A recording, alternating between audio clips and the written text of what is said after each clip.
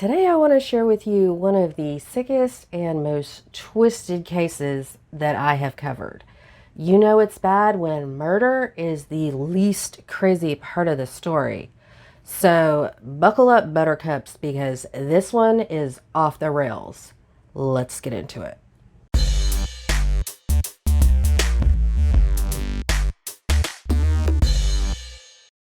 Hi, welcome to my channel, and if you're a subscriber, welcome back. Thank you so much for spending time with me. If you're new here, my name is Delaney. I'm a true crime writer and all-around murder nerd, and on this channel I share some of the worst stories on the planet, and I tend to cuss a lot. So if you're into that, go ahead and subscribe, and if not, that's fine. You do you. So let's go ahead and dive into the case of the murder of John McGuire. So in early 2019, John McGuire and his girlfriend, Amanda McClure, were living in Michigan, and they were doing a lot of drugs, mostly meth. But the two of them didn't have jobs, so pretty soon the money ran out. And of course, when the money runs out, the drugs run out. Now they were dope sick and really had nowhere to go. So Amanda decided that they should go visit her father, Larry McClure Sr., in West Virginia. Amanda was kind of the queen of bad decisions. She had a 32-page rap sheet, mostly for drug violations. Now, Amanda had been estranged from her father for most of her life and was raised by adoptive parents. So you might wonder why she didn't go to her adoptive parents instead. Well, she wasn't really looking for help. She was looking for more drugs. So John and Amanda got in the car and started the long drive from Minnesota to West Virginia. But when they got to Indiana, their car broke down. So Amanda called her father and asked him to come and pick them up. So that's when Larry reached out to his other daughter, Anna Chowdhury.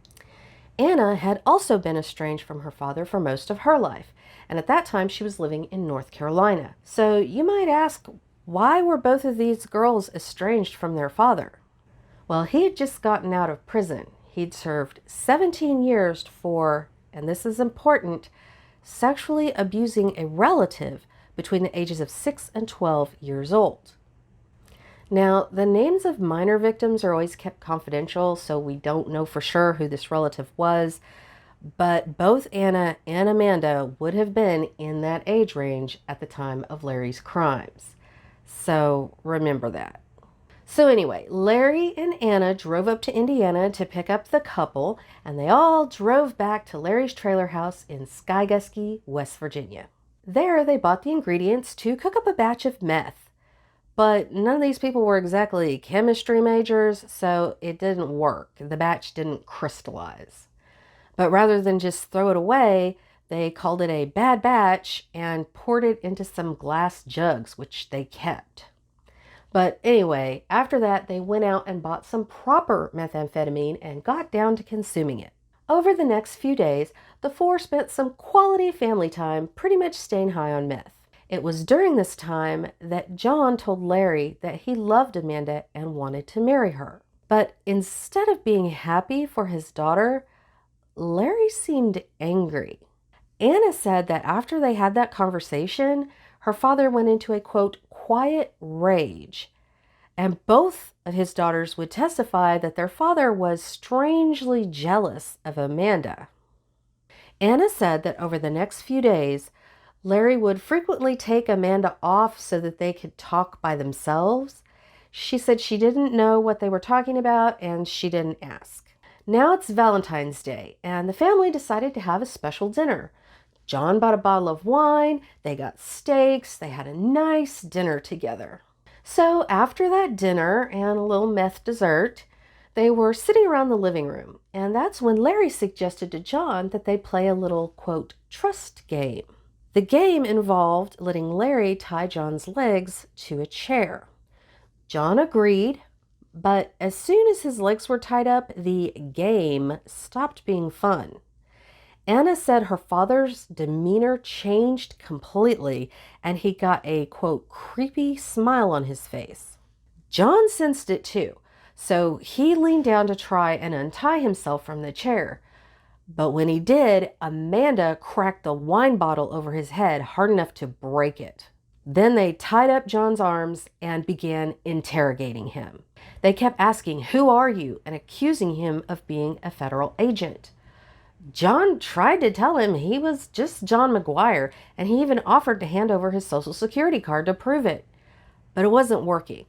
Larry kept insisting that John was really a federal agent. When John wouldn't confess to what he was being accused of, one or all three of them would beat him. At one point, Larry told Anna to get that bad batch of meth, and he called it a truth serum. Anna filled 2 syringes of that non-crystallized meth that they cooked and injected them both into John's carotid artery. She would later say that she was sure that would kill him, but it didn't. She said it actually only made him stronger. For days, the 3 tortured him, accusing him of being a narc, but John continued denying it, so they would beat him some more. After 3 days of this, the 3 of them decided they wanted to get rid of John for good. So while Larry stood on his chest, Amanda put a trash bag over his head and Anna strangled him with a rope. Once he stopped breathing, they wrapped his body in some more trash bags. Larry had his daughters, of course, dig a shallow grave near the trailer where they buried John's remains. Amanda would later say that her father killed John because, quote, "My dad didn't want anyone else near me." Larry had likely been planting the idea that John was a police informant into Amanda's mind in order to get her to go along with his plan. And, under the influence of meth, it's not hard to get somebody worked up into a state of delusional, violent paranoia. But here's where it goes off the rails. Well, even further off the rails. Immediately after burying John, Larry and Amanda began what Anna described as a relationship, specifically a sexual relationship. But the trio's meth-fueled paranoia didn't stop just because John was dead and buried. 6 days later, the tweaked-out trio began believing that John wasn't really dead. So they dug him up and drove stakes, wooden slats, and other random garbage into his body in order to make sure he was really dead. They then dismembered the remains and reburied them in a side yard. About a month after the murder, Larry and Amanda took their relationship to the next level. They drove to Virginia and got married, with Anna serving as witness. But incestuous marriage is illegal even in Virginia, so Amanda wrote in a fake name under the line for father of the bride. Then the happy couple settled into married bliss as husband, daddy, wife, daughter. The McClures at one point moved to Kentucky, where Larry was required by law to register as a sex offender, but he didn't. Remember that. By June, John's family reported him missing. They were posting messages to Facebook trying to find him, but it seemed like nobody realized that he had driven to West Virginia with Amanda before he went missing. So now remember how I told you that Larry had failed to register as a sex offender when he moved to Kentucky with his daughter wife? Well, in September 2019, he was arrested for that. When they took him in, he immediately, like he hadn't even been questioned, he just voluntarily, immediately told police about John's murder and threw both his daughters directly under the bus.